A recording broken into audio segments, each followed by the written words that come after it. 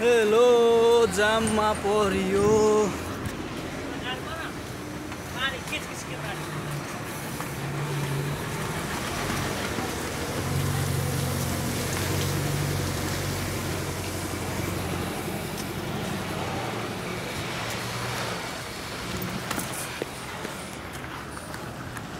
यस्तो छ हाल वस्तु स्थिति दाउनेको पहाडको म चाहिँ छुट्टी हिँडेको मान्छे हो, के गर्ने। लगभग 8 बजे भुटुल झर्नुपर्ने मान्छे अहिले 11 बजिसक्यो, त्यही पनि गाडी एकसुट पनि हल्लेको छैन। त्यही भएर म गाडी साडी फाँडी हान्दिएर पैदल हिँडेको अवस्था छ। त्यस्तो अवस्था छ अहिले।